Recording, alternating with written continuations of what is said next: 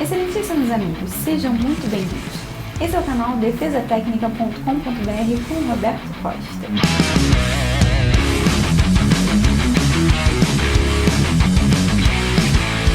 Boa tarde, gente. Meu nome é Roberto, eu sou professor de processo penal aqui da escola e hoje nós vamos falar sobre um tema bastante polêmico nos últimos dias,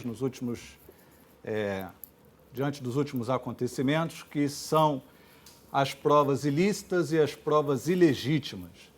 Nós temos aí uma série de novidades no processo penal. É importantíssimo que nós conheçamos o tema das provas ilícitas e das provas ilegítimas. Quais os nossos objetivos com a aula de hoje? Nós vamos diferenciar provas ilícitas e provas ilegítimas, vamos abordar a teoria dos frutos da árvore envenenada, vamos falar a respeito das hipóteses de nulidade de prova e hipótese de aproveitamento dessa prova que, em princípio, seria ilícita.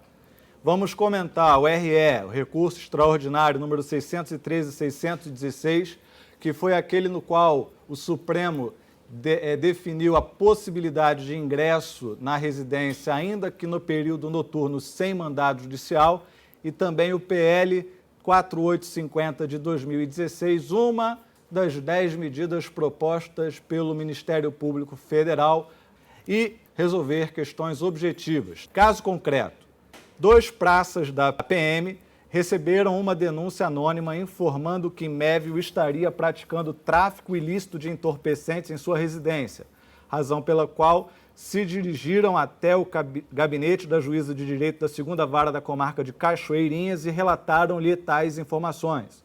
Os agentes públicos esclareceram que, após tomarem ciência do conteúdo da denúncia anônima, realizaram um levantamento por meio do qual constataram um grande movimento de pessoas entrando e saindo da casa do réu, bem como populares que lhes confirmaram que o réu seria traficante de drogas.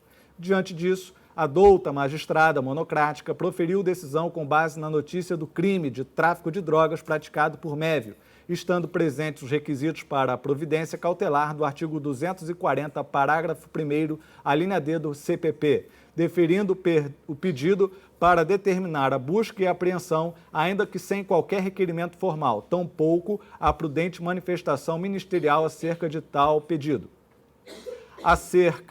Oferecida a denúncia, a defesa técnica suscita preliminar de ilegitimidade da prova da materialidade delitiva, uma vez que a busca domiciliar não foi acompanhada pela responsável pelo imóvel.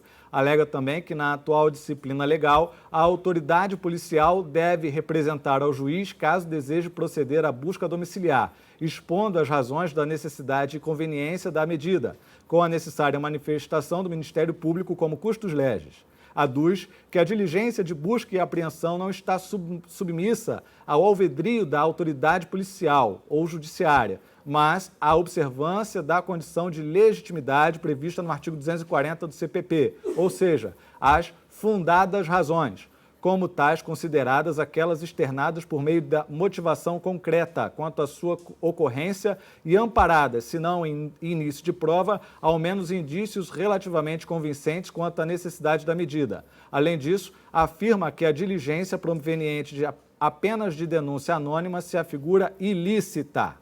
A testemunha César Alencar, arrolada pela defesa, corroborou a informação dos policiais no sentido de que eles realizaram uma averiguação preliminar, tendo afirmado que já chegaram na localidade perguntando por um traficante com o nome Mévio 1 ou 2 vezes.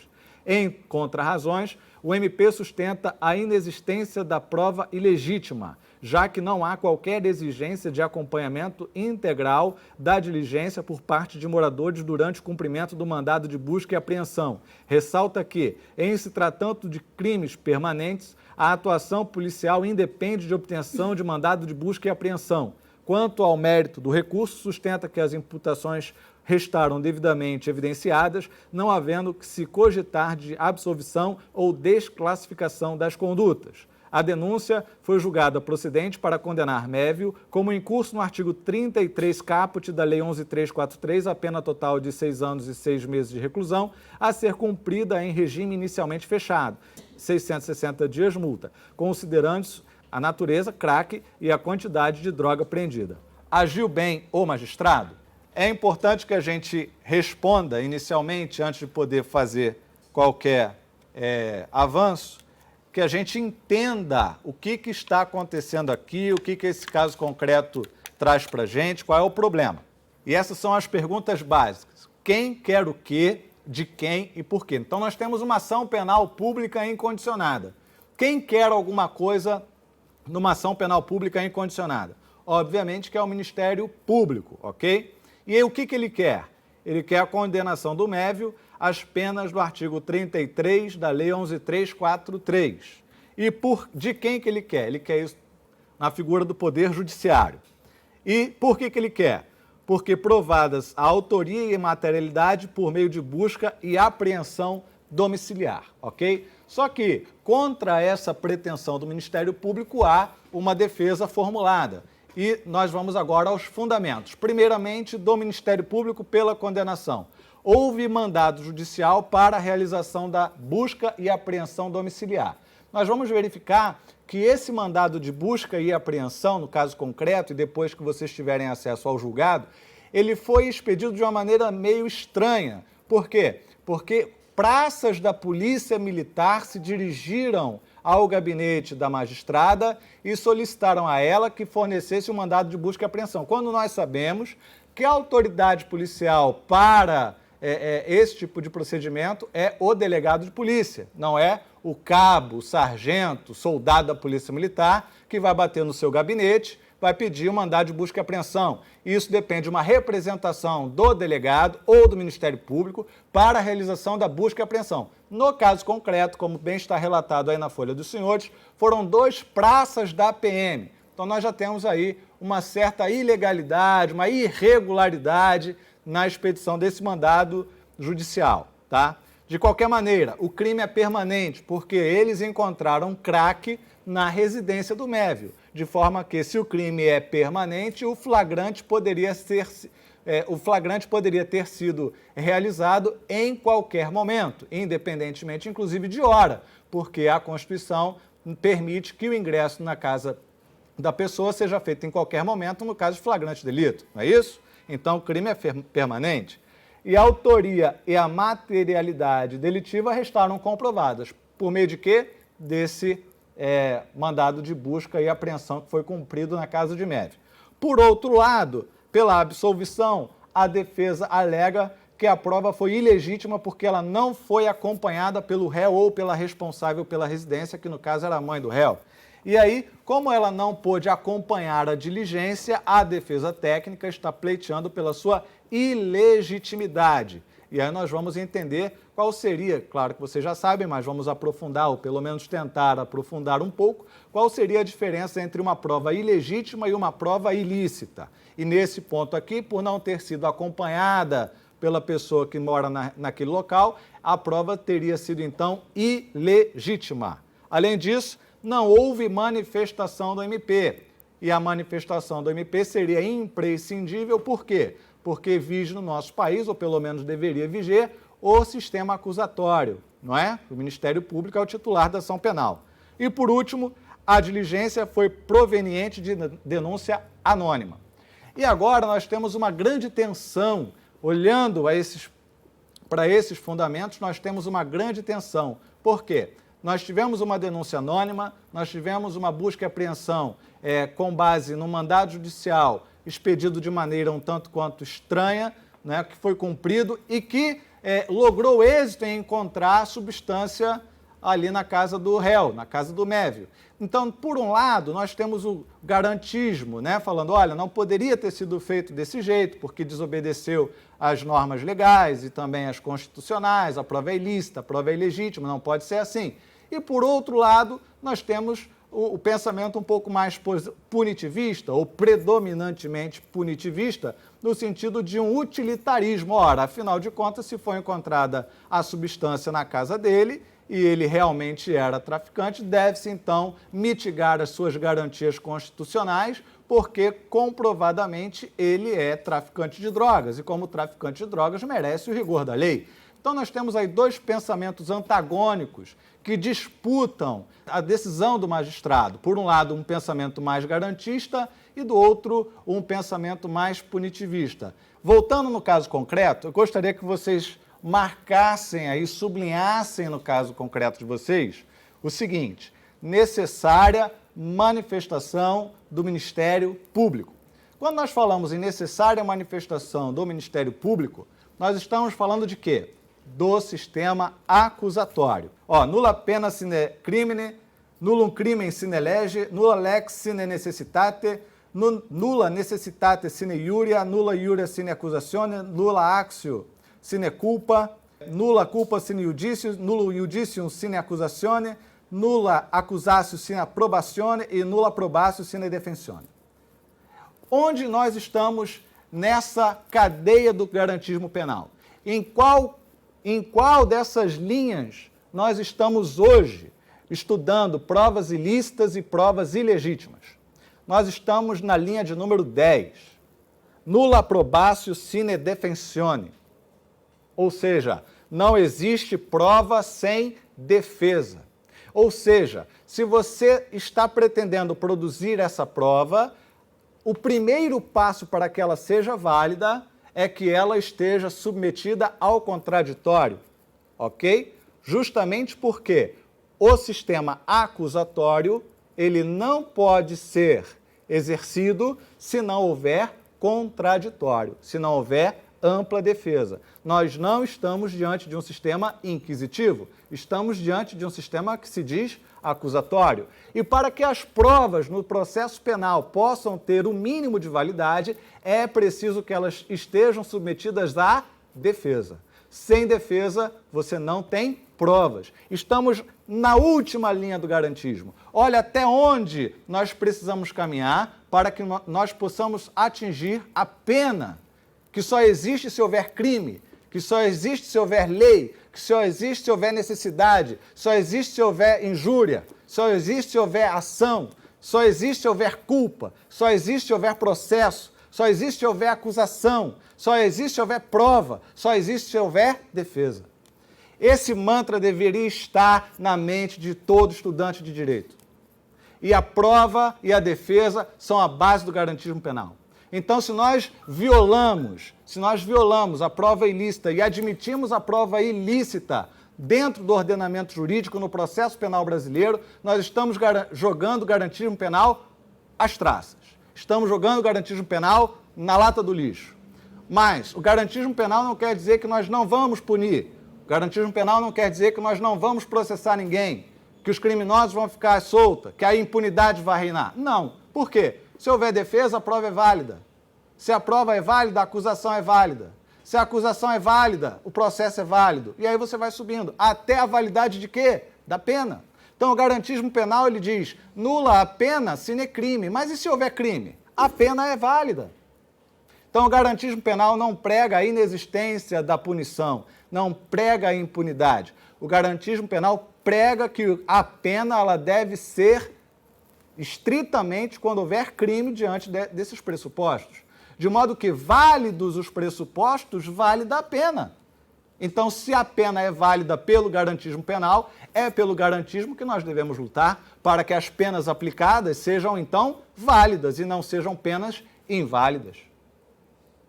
Ok? Mas por que, Roberto, que você está falando tanto disso? Porque nós estamos vendo, nos últimos meses, ataques ao processo penal, às garantias individuais, sucessivas e incessantes.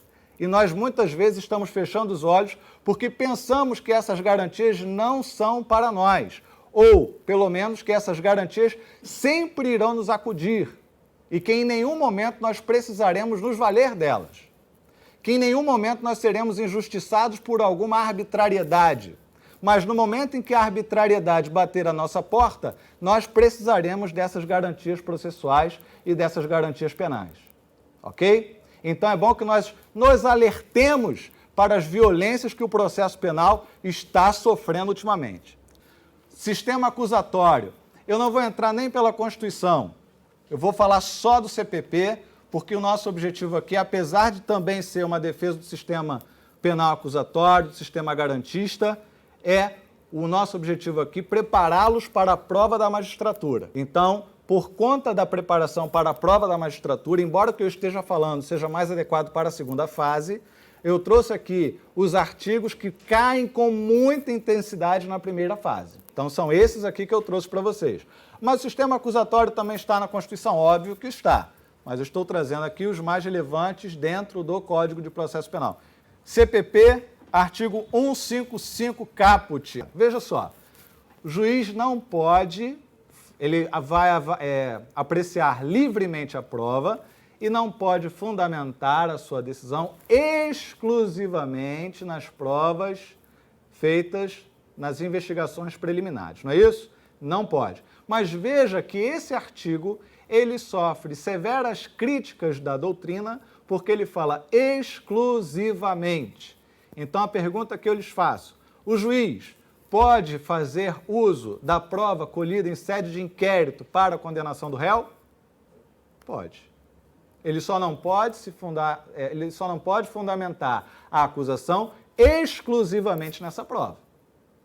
Ressalvadas as provas cautelares, antecipadas e repetíveis. Busca e apreensão. Qual é a natureza jurídica da busca e apreensão? A busca e apreensão é uma medida cautelar.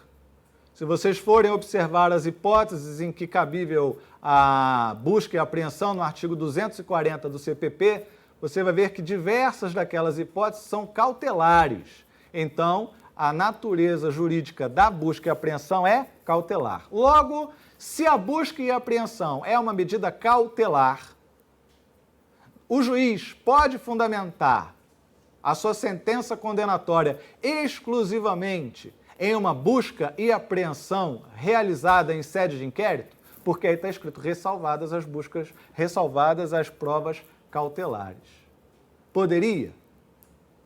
Em tese, sim. Porém, o que nós temos nessa situação de provas cautelares, irrepetíveis e provas antecipadas é que o contraditório dessas provas será diferido, ou seja, o réu terá a oportunidade de se manifestar a respeito dessas provas em sede de ação penal, ok? No curso da ação penal, na instrução penal, ele vai poder se manifestar. O contraditório da busca e apreensão, portanto, ele é diferido. Então, o juiz não pode fundamentar a sua decisão exclusivamente uma prova cautelar, a despeito do que está escrito aí no artigo. O que está escrito no artigo induz a pessoa em erro, porque dá-se a entender que, se feita uma busca e apreensão em sede de inquérito, o juiz pode simplesmente, com base nessa busca e apreensão, condenar o réu. Não pode.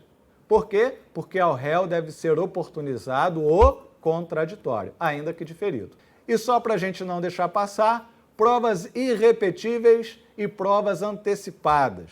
As irrepetíveis, claro, são aquelas que não tem como se produzir novamente. Só que tomem um cuidado com o seguinte: a testemunha está extremamente doente e antes de ser ouvida, ela morre. É caso de prova irrepetível?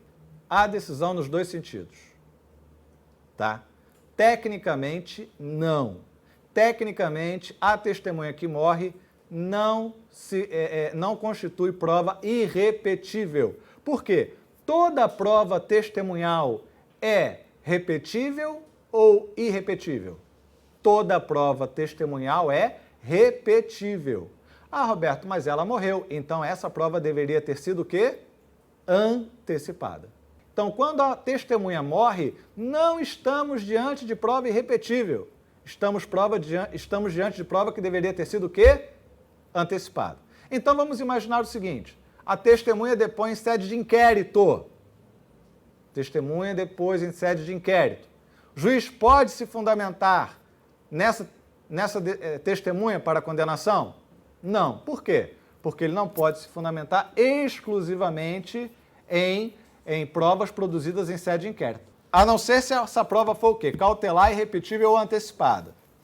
Essa prova foi antecipada? Não. Porque, veja só, a prova antecipada ela tem o contraditório no momento de sua colheita. Então, quando a prova é produzida, o contraditório é junto com a prova.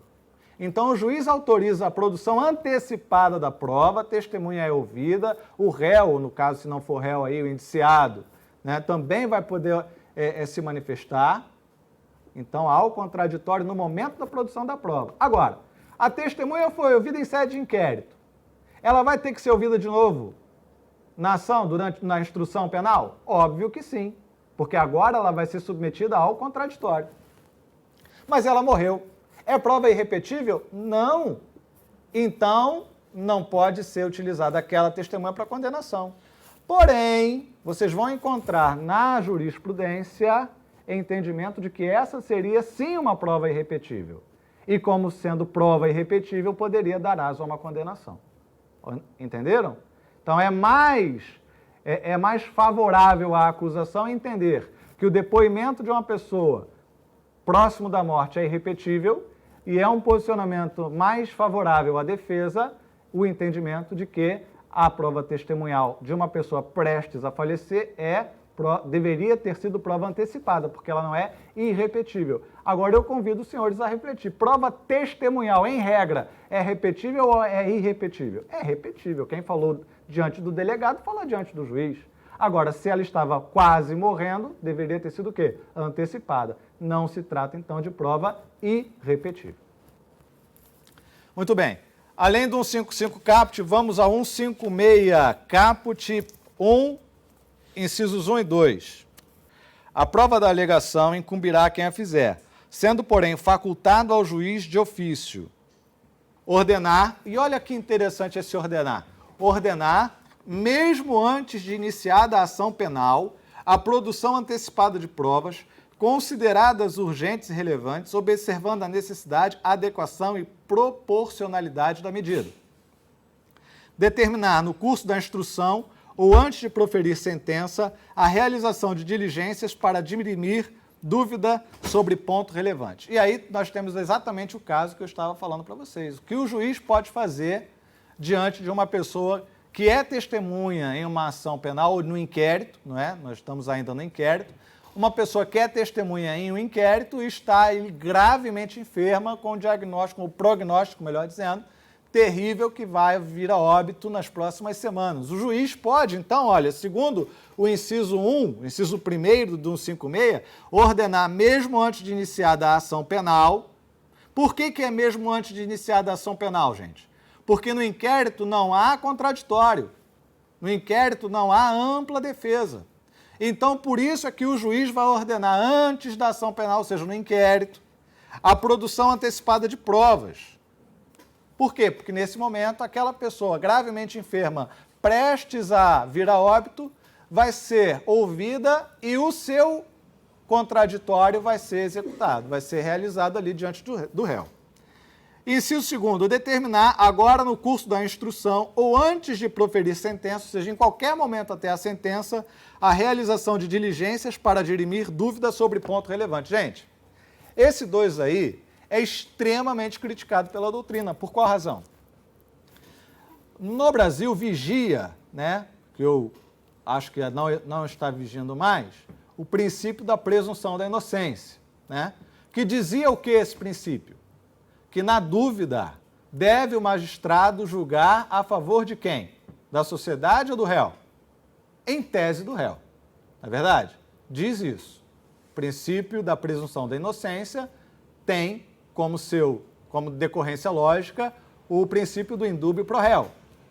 Então, se o juiz está na dúvida, o que ele deve fazer? Dirimir a dúvida ou julgar a favor do réu?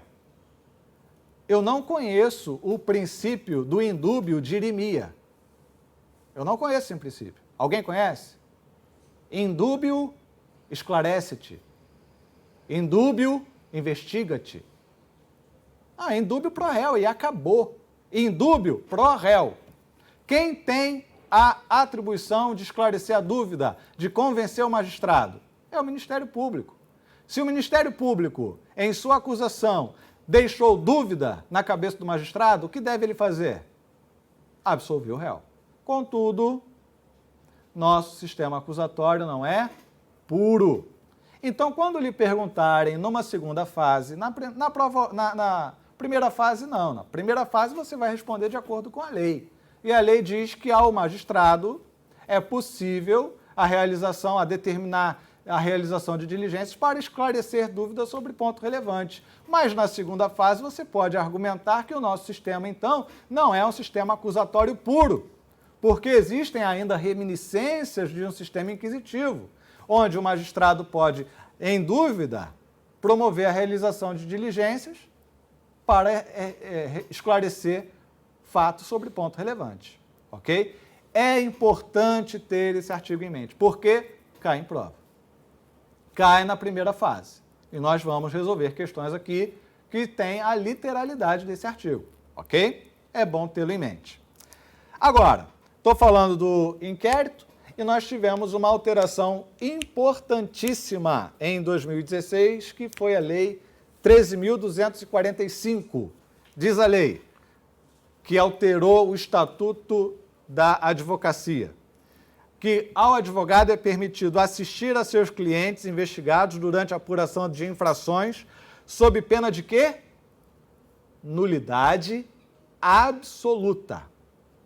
Então, é direito, é prerrogativa do advogado assistir a seus clientes investigados durante quem? A apuração de infrações, inquérito policial, sob pena de quê? Nulidade absoluta do respectivo interrogatório ou depoimento, ou subsequentemente de todos os elementos investigatórios e probatórios dele decorrentes ou derivados, direto ou indiretamente, podendo, inclusive no curso da respectiva apuração, apresentar razões e quesitos. Então, essa é a prerrogativa do advogado. E, obviamente, que se estende à Defensoria Pública. Agora, eu queria que você anotasse aí no seu caso concreto o seguinte: além disso, afirma que a diligência proveniente apenas de denúncia anônima se afigura ilícita. Provas ilícitas. E aí eu coloquei um rol exemplificativo, porque essas provas ilícitas são simplesmente as mais frequentes. São as que mais caem, tá? Mas não que não existam outras, existem outras, mas essas aí são as que você merece guardar com todo zelo. Na Constituição Federal, olha lá, é livre a manifestação do pensamento, sendo vedado o anonimato. Logo, a denúncia anônima viola a Constituição Federal. Inciso 11 do artigo 5º. A casa é asilo inviolável do indivíduo, ninguém nela podendo penetrar sem o consentimento do morador, salvo em caso de flagrante delito ou desastre, ou para prestar socorro durante o dia, por determinação, ou durante o dia, por determinação judicial. Inciso 12. É inviolável o sigilo da correspondência e das comunicações telegráficas, de dados e das comunicações telefônicas, salvo, no último caso, e aí no último caso existe uma divergência doutrinária, se seria no último caso, ou seja, depois de esgotadas outras diligências, então você já esgotou tudo que podia fazer. O último caso foi a interceptação telefônica, essa é uma interpretação possível, ou se o último caso se refere só a comunicações telefônicas e não se refere a comunicações telegráficas e de dados. Existe aí essa divergência. Por ordem judicial, nas hipóteses e na forma que a lei estabelecer para fins de investigação criminal ou instrução processual penal. Inciso 56. São inadmissíveis no processo as provas obtidas por meios ilícitos. Então, isso nós estamos falando só de Constituição Federal, só de artigo 5º das garantias individuais, ok? Então, veja só. Você vai ver que, tanto no 11 como no 12, existe uma forma de se superar a inviolabilidade do domicílio e existe uma forma de se superar a inviolabilidade das comunicações. Então, ninguém está dizendo que o direito à inviolabilidade do domicílio é absoluto. Até porque só existem dois direitos absolutos, segundo Norberto Bobbio, que é o direito a não ser escravizado e o direito a não ser torturado. Então, é possível que a autoridade policial adentre o domicílio do réu? Claro que é possível. desde que tenha o quê? O mandado judicial. É possível que sejam violadas as correspondências, os dados e os telefonemas de quem quer que seja? Sim, é claro, desde que haja mandado judicial. Então, ninguém aqui está dizendo que essas inviolabilidades são absolutas e em que qualquer caso de violação de domicílio, violação de correspondência, violação de dados, nós teremos prova ilícita? Não, nós só teremos prova ilícita quando? Quando essa prova tiver sido produzida sem o mandado judicial. É simples. É só ter o mandado. Tem o mandado judicial, a prova é lícita. Não tem, é ilícita. É raro um pensamento tão fácil e tão binário no direito. É muito difícil. Normalmente você pergunta alguma coisa, você tem 3, 4, 5 correntes. Mas para isso é simples. Tem mandado judicial? Tem. Prova lícita. Não tem mandado judicial? Não. Prova ilícita. É simples assim. E no CPP, no artigo 157 caput, são inadmissíveis, devendo ser desentranhadas do processo, as provas ilícitas, assim entendidas as obtidas em violação às normas constitucionais ou legais. Agora, um ponto importante para a gente. Existe diferença entre prova ilícita e prova ilegítima? Sim, claro que há. Porém, o Código de Processo Penal fez essa diferença? Não. Tanto é que no 157 ele faz menção a violação a normas constitucionais ou legais. Então, quando você tem uma prova produzida com violação a uma norma constitucional, a uma garantia individual, você vai ter uma prova ilícita, ok?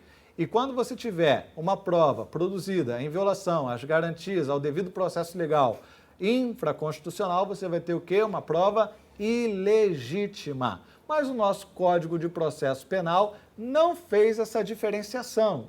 Ele simplesmente disse que são inadmissíveis as provas ilícitas. Então, nesse ilícitas aí, você vai entender ilícitas e também as provas ilegítimas. E a teoria dos frutos da árvore envenenada, que está no parágrafo 1º e 2º. São também inadmissíveis as provas derivadas das ilícitas, salvo quando não evidenciado o nexo de causalidade entre umas e outras, ou quando as derivadas puderem ser obtidas por uma fonte independente das primeiras. 2. Parágrafo 2º. Considera-se fonte independente aquela que, por si só, segundo os trâmites típicos e de praxe próprios da investigação ou instrução criminal, seria capaz de conduzir ao fato objeto da prova. Aqui no 157, parágrafos 1º e 2º, nós precisamos fazer umas pequenas correções no Código de Processo Penal. Quais são elas? São também inadmissíveis as provas derivadas das ilícitas.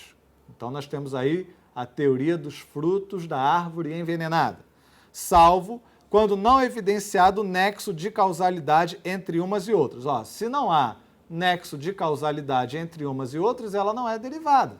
Ela só pode ser derivada se houver algum nexo de causalidade. Se uma foi produzida de uma forma, por um meio, e outra por outro meio sem nenhum nexo, ela não é derivada, mas tudo bem.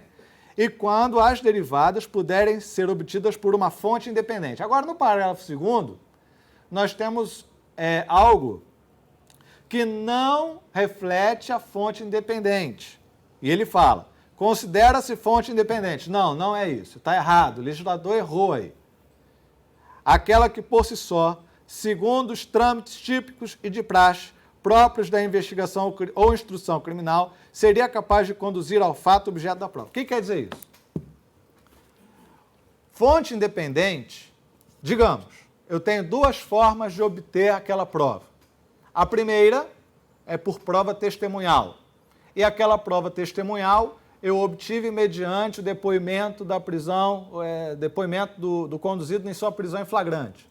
Então, a testemunha que foi referida ali, então essa prisão em flagrante foi válida, a testemunha também foi válida e essa testemunha me forneceu uma prova X. Outro meio de obter essa prova X seria por meio de uma busca e apreensão. Essa busca e apreensão também foi realizada, mas sem mandado judicial. Ora, se a busca e apreensão foi feita sem mandado, ela é uma prova ilícita. Então, a busca e apreensão conduziu a prova X. A testemunha que foi ouvida quando da prisão em flagrante também conduziu àquela prova X. O que nós temos aí? Nós temos fontes independentes. Uma coisa não tem nada a ver com a outra, não há um anexo de causalidade entre uma coisa e outra. Agora, vamos dizer que a polícia esteja fazendo uma varredura naquele quarteirão e tenha um mandado judicial para fazer a busca naquele quarteirão. E aí, fazendo a busca em todo aquele quarteirão ali, não consegue encontrar a prova, não consegue encontrar o objeto, mas ele tinha mandado judicial para aquele quarteirão. Então, há uma informação de que a casa do suspeito ou do indiciado não é naquele quarteirão, é no próximo quarteirão. Antes de ser expedido o mandado de busca e apreensão para o próximo quarteirão, a casa do indivíduo é então violada. Veja só, tivemos um primeiro momento em que as buscas foram feitas com mandado judicial em todo um quarteirão. Num segundo momento, houve uma prova ilícita, porém, estava sendo providenciado, estava em vias de ser providenciado um novo mandado para aquele quarteirão. A pergunta que eu faço aos senhores, a prova é ilícita? Sim, por quê? Porque ela foi produzida sem o mandado judicial. Mas o mandado judicial certamente seria expedido? Sim, claro. Não foi expedido para o quarteirão anterior? Também haveria de sê-lo para o quarteirão seguinte.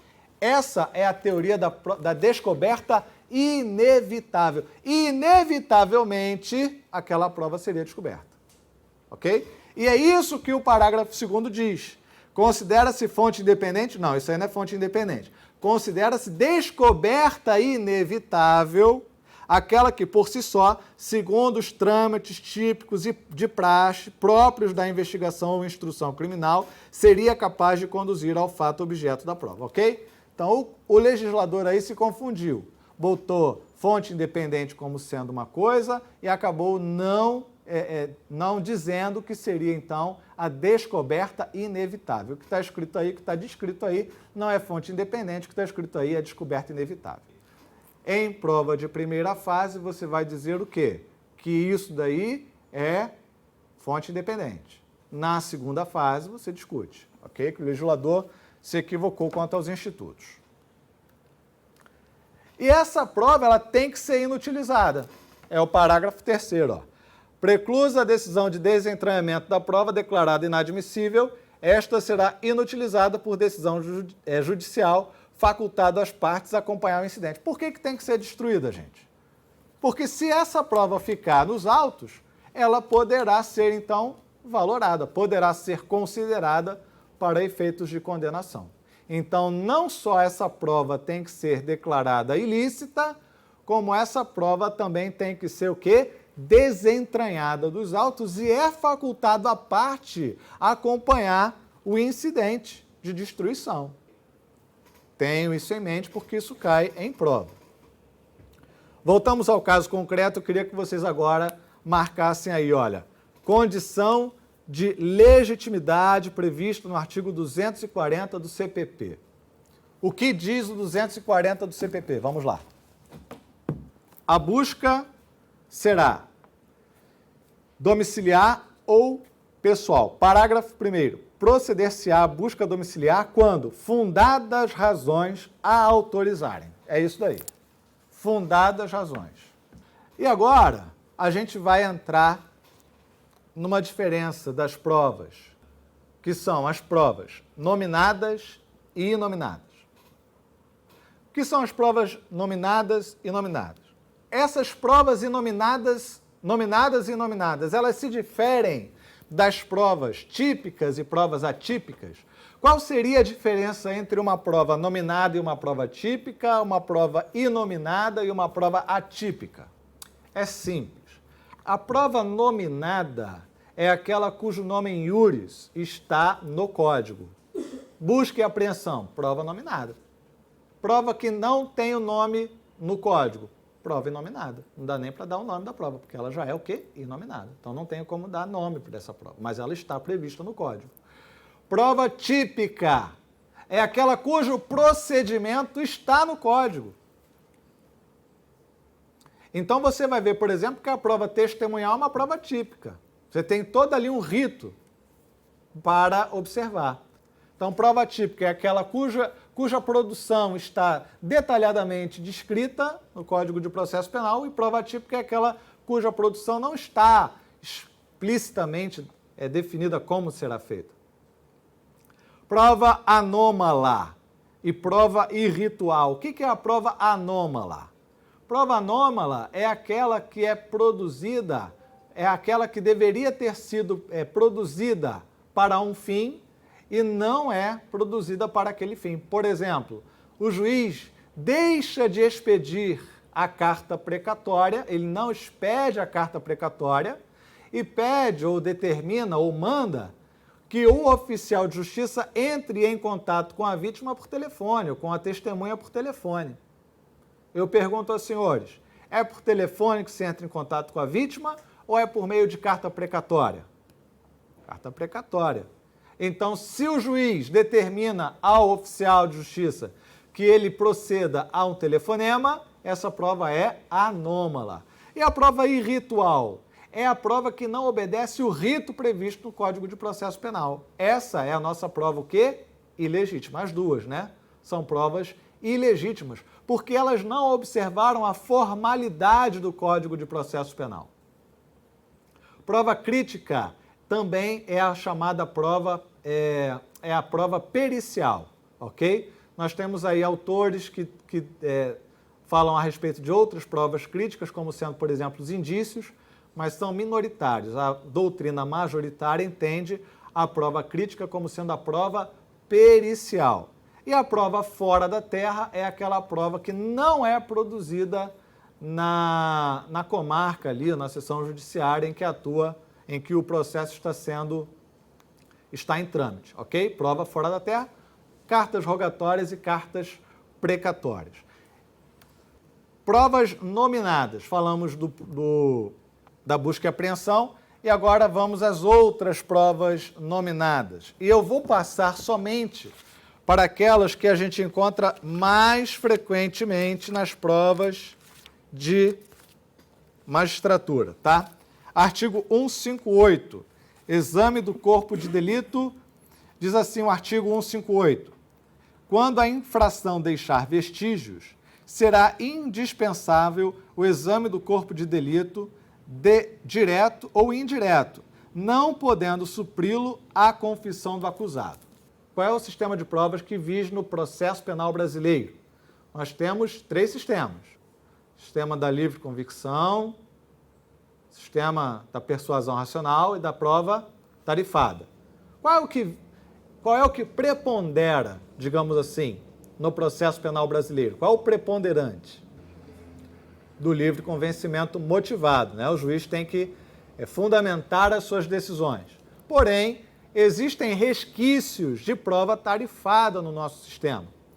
Esse artigo 158 é um desses resquícios, ok? Quando ele diz que quando a infração deixar vestígios, será indispensável o exame de corpo de delito direto ou indireto, não podendo supri-lo a confissão do acusado. Isso aí é um resquício da prova tarifada. E o sistema de íntima convicção ainda existe no nosso processo penal brasileiro? Sistema da íntima convicção? No tribunal do júri, os jurados votam sim ou não, sem nenhuma necessidade de motivação, ok? Então, nós temos no sistema penal brasileiro, no processo penal brasileiro, os 3 sistemas. Livre convicção, livre convencimento motivado e alguns resquícios de prova tarifada também. E agora, eu pergunto para os senhores, por que a confissão não pode suprir o exame de corpo de delito? Alguma ideia? O exame do corpo de delito, ele prova o quê? Materialidade. Confissão prova o quê? A autoria. Ok? São 2 coisas diferentes. O exame do corpo de delito prova materialidade.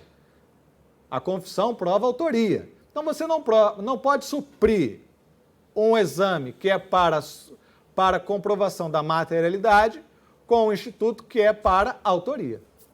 159, parágrafo 1º.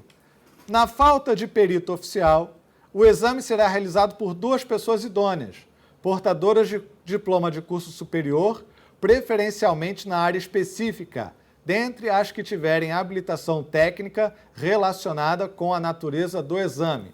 Então, veja só, quantos peritos oficiais trabalham nesse laudo? Apenas um. Perito oficial, apenas um.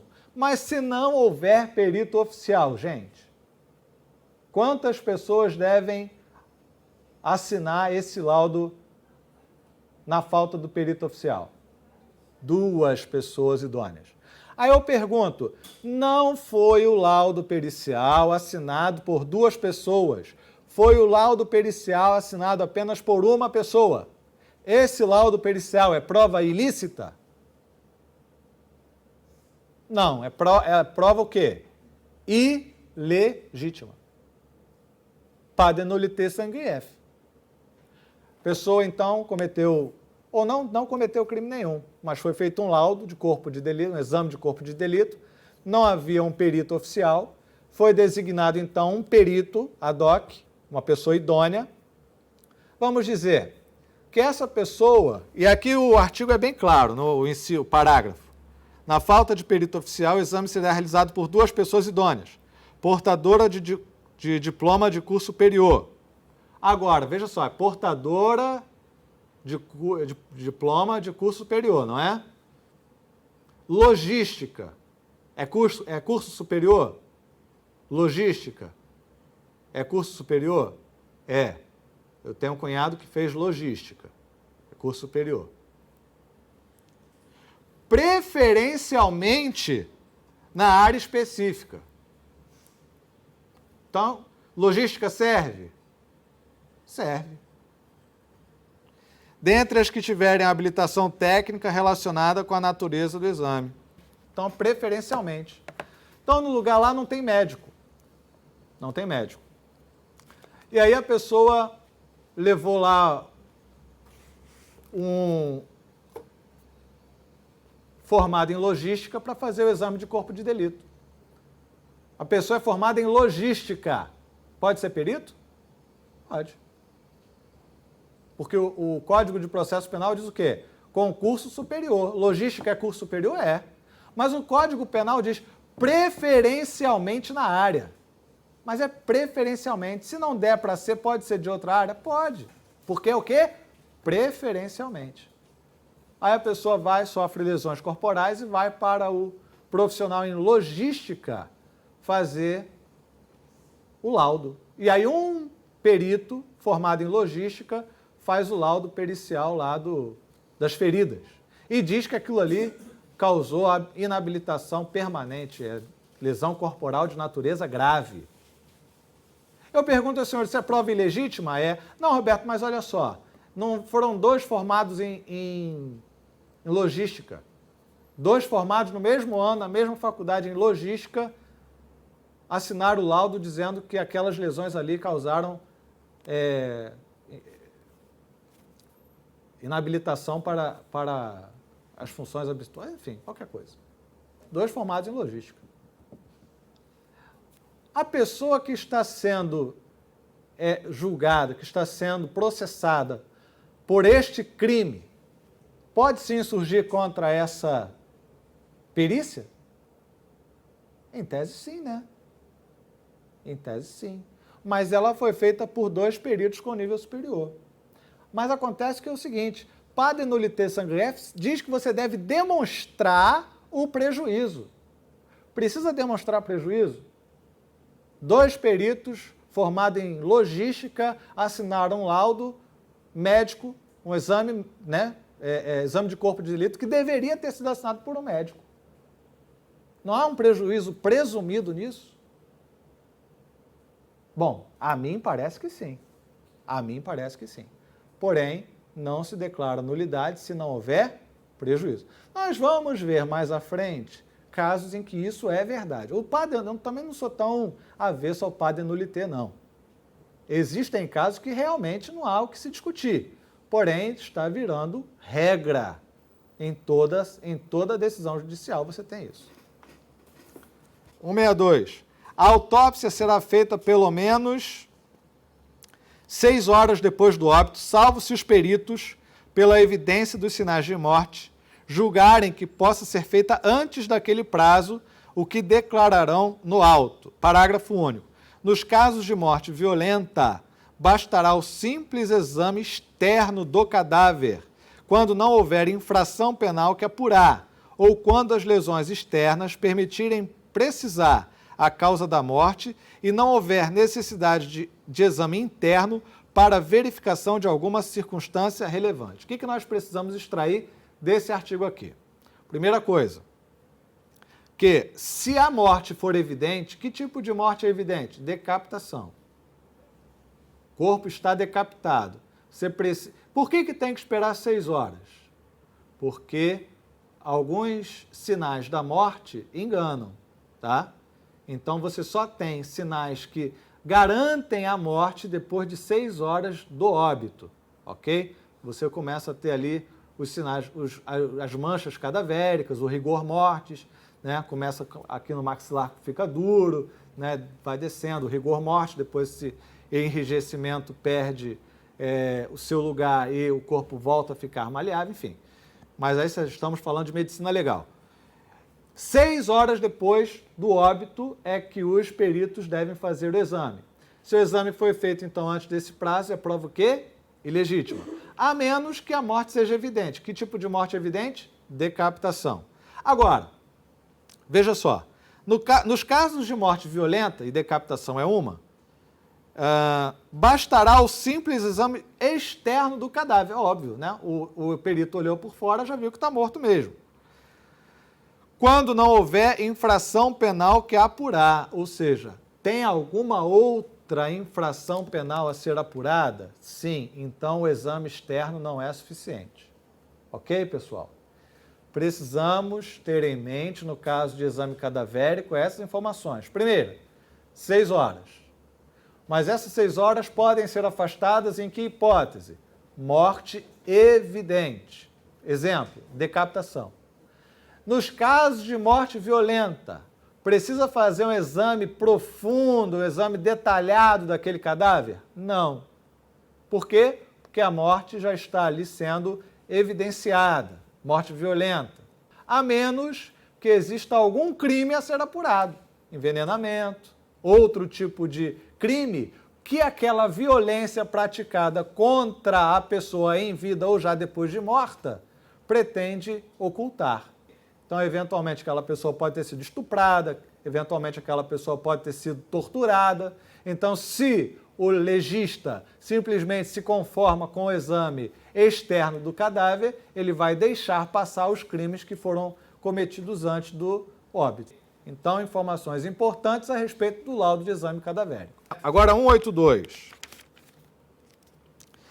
O juiz não ficará adstrito ao laudo, podendo aceitá-lo ou rejeitá-lo no todo ou em parte. Olha aí, não falei para vocês o caso dos 2 profissionais em logística que realizaram o laudo lá, realizaram o exame de corpo de delito? Imagina se o juiz ficasse adstrito a esse laudo. Não pode. Então o juiz vai observar esse laudo, vai ver como ele foi feito, vai ponderar, vai emitir então ali, vai apreciá-lo livremente e com base no seu livre convencimento motivado, ele pode então afastar as conclusões do laudo. Ele não é obrigado a condenar e nem absolver também com base no laudo. 188. Após proceder, então, já passamos então, falamos sobre o laudo, os exames, né? Passamos agora para o interrogatório. Estamos falando das provas nominadas, chegando agora no interrogatório. Após proceder ao interrogatório, o juiz indagará das partes se restou algum fato para ser esclarecido, formulando as perguntas correspondentes se o entender pertinente e relevante. Qual a relevância, gente, desse artigo para a gente? Pergunta que eu faço aos senhores. O interrogatório é ato privativo do juiz? Sim ou não? O interrogatório judicial é privativo do juiz? Sim ou não? Respondo, não mais. Já foi, mas não mais é privativo. Qual a consequência de entendermos que o interrogatório é ato privativo do juiz? Pergunta que eu faço aos senhores. Sendo privativo do juiz, a ausência de defesa técnica no ato do interrogatório macula de ilegitimidade essa prova? Não, porque o ato é privativo do juiz. A presença ou a ausência da defesa técnica pouco importa, porque o ato é privativo do juiz. Eu pergunto para os senhores, hoje ainda é assim? Não. Hoje o interrogatório judicial não é ato privativo do juiz. Vamos lá, artigo 188. Após proceder ao interrogatório, o que o juiz fará? Indagará das partes se restou algum fato para ser esclarecido, formulando as perguntas correspondentes se o entender pertinente e relevante. Então, o ato não é só dele.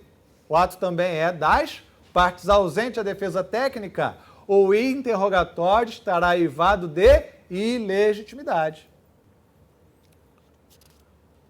202. Testemunha. Toda pessoa pode, ou melhor, toda pessoa poderá ser testemunha. Literalidade do artigo 202. Toda pessoa poderá ser testemunha. Fez alguma ressalva? Não. Não fez ressalva alguma. Vamos ao 207. São proibidas de depor. Opa! Quem? As pessoas que, em razão de função, ministério, ofício ou profissão, devam guardar segredo, salvo se, desobrigadas pela parte interessada, quiserem dar o seu testemunho. Mas veja só, não é a pessoa. Não é a pessoa. Na verdade, é o exercente de função, ministério, ofício ou profissão. Não tem aquela velha história do foro por prerrogativa de função, que não é da pessoa, mas é da função? Que, inclusive, o foro por prerrogativa acaba quando a função também é extinta, né? Quando a função se exaure. Então, neste caso, o que nós temos é uma proibição não daquela pessoa, mas é daquele ministro, né? Daquele profissional que deve guardar segredo. Mas sobre outro assunto ele pode depor? Claro. Claro que pode, porque não é aquela pessoa que está proibida de depor, ele está proibido de depor naquela condição. E outra coisa que é importante, porque cai em prova, ele é obrigado, se ele for desobrigado pela parte interessada, esse desobrigar implica em obrigar? Desobrigar implica em obrigar? Não. Desobrigado, então, ele estará permitido, se ele quiser dar o testemunho. Desobrigar aqui no nosso artigo não quer dizer obrigar. Significa que ele simplesmente pode dar o testemunho. 231.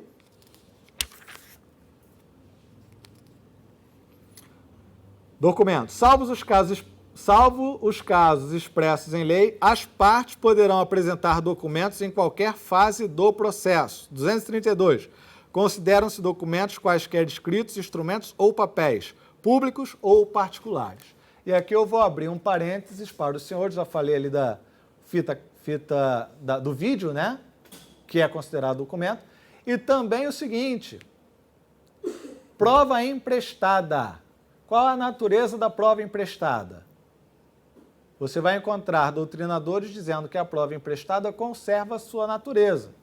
Então, se a prova emprestada é uma prova testemunhal, ela vem do processo de origem com essa natureza e chega no processo de destino com a mesma natureza de prova testemunhal. Porém, a parte majoritária da doutrina entende que a prova emprestada é prova o quê? Documental. Prova documental. Por quê? 232. Consideram-se documentos quaisquer escritos, instrumentos ou papéis públicos ou particulares. Logo, se você está trazendo um documento público que é o depoimento, uma prova testemunhal produzida em outro processo para aquele, isso se trata de quê? Prova documental. E a Lei 9296 que fala, deixa eu ver se tem aqui, da interceptação telefônica. 9296, artigo 2º. não será admitida a interceptação de comunicações telefônicas, olha só, não será admitida, quando ocorrer qualquer das seguintes hipóteses. 1. Não houver indícios razoáveis da autoria ou participação em infração penal. 2. A prova puder ser feita por outros meios disponíveis. Então, nós temos que a interceptação telefônica ela é um meio de prova residual, né? Só se não puder ser feita essa prova por outros meios. E 3. O fato investigado constituir infração penal punida no máximo com pena de detenção. Então, se houver outros meios para investigar, essa prova, se produzida, será prova ilegítima. Se o crime for punido com detenção, essa prova será o quê? Ilegítima. E se não houver indícios razoáveis, também será ilegítima. Se não houver mandado judicial para a realização da interceptação telefônica, essa prova será ilícita. Agora vamos a um pouquinho de jurisprudência. Processual penal, habeas corpus, busca e apreensão. Falta de fundamentação, simples determinação de expedição dos mandados. Ausente qualquer fundamentação na decisão que decretou a busca e apreensão, determinando-se simplesmente a expedição do mandado solicitado, é de reconhecer a ilicitude da prova produzida com a medida. Ou seja, esse mandado judicial, além de esse mandado judicial imprescindível, ele não pode ser simplesmente determinando. Ele tem que ter um mínimo de fundamentação, ele tem que considerar os elementos trazidos pela autoridade policial. Interceptação telefônica, anonimato e impossibilidade, está aí na jurisprudência. Interceptação telefônica, anonimato, olha aí, possibilidade. A interceptação telefônica e subsidiária é excepcional, só podendo ser determinada quando não houver outro meio para se apurar. Aqui, ó, justamente o que eu acabei de dizer, está aqui, ó. Desde que esta seja seguida de diligência realizada para averiguar os fatos. Se então houve outras diligências, aí beleza. Agora vejam esse caso. Sigilo fiscal COAF, impossibilidade.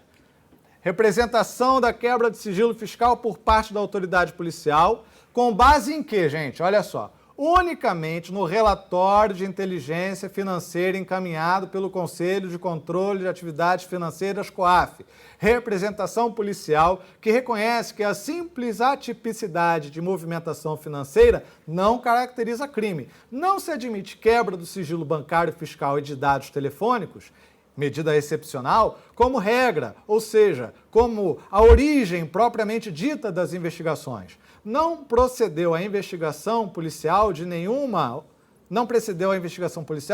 outra diligência, ou seja, não se esgotou nenhum outro meio possível de prova, partiu-se exclusivamente do relatório de inteligência Gente, relatório de inteligência do COAF.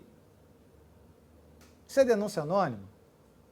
Será que o relatório de inteligência do COAF não pode subsidiar um pedido de quebra de sigilo bancário e telefônico? É pouco um relatório de inteligência do COAF? Para que serve o COAF? Para que serve o relatório de inteligência? Mas você tinha que ter empreendido outras diligências. Que outras diligências, Excelência? Movimentação financeira. Eu vou pedir testemunha? Eu vou ficar plantado na frente da casa do indivíduo? Que outra diligência você pede no caso de crime financeiro, senão a quebra do sigilo bancário, fiscal? E aí telefônico pode até ser que tenha sido exagerado mesmo, mas o bancário, que outra diligência se espera diante de indícios de crime relatados por esse relatório de inteligência do COAF, que não seja a quebra do sigilo bancário fiscal? Qual outra medida, Excelência? Recurso extraordinário. Inviolabilidade de domicílio. Artigo 5º. Busca e apreensão domiciliar sem mandado judicial em caso de crime permanente. Possibilidade. Quando o crime é permanente, o flagrante se protrai. Em qualquer momento você pode dar o flagrante, óbvio. A Constituição permite que você adentre a casa em qualquer horário, até de noite, em caso de flagrante delito. E aí eu tenho o anteprojeto de lei, são as das 10 medidas contra a corrupção. Prova de ingresso da magistratura, que talvez alguns dos senhores tenham feito, né? Quem estiver no CP1 aí fez. Questão da EMERGE do 2016, segundo semestre. Conceitue prova ilegítima, prova ilícita por derivação e cadeia de custódia probatória. Prova ilegítima é aquela produzida em desobediência à prescrição legal do Código de Processo Penal ou da lei que rege a produção daquela prova, né, com violação desse procedimento. A prova ilícita é aquela que viola garantias individuais e a prova ilícita por derivação é aquela que decorre da ilícita, ou seja, é uma prova aparentemente ilícita, mas que só foi produzida com base em uma outra que foi ilícita. Então, se a primeira é ilícita, a segunda que dela deriva também será por derivação. E cadeia de custódia probatória é o registro de todas as provas e suas respectivas origens, de forma a afastar eventual ilegitimidade ou eventual ilicitude na sua produção, ok? Porque quando uma decorre de outra, todas elas devem ter a sua licitude clara e demonstrada. A resposta do caso concreto é essa apelação criminal e vocês vão ver que a prova da busca e apreensão que nós falamos no início da aula foi considerada mera irregularidade. Então, o cidadão ali foi efetivamente condenado, ok? Prova para juiz que está no caso concreto de vocês tem como resposta correta a letra C.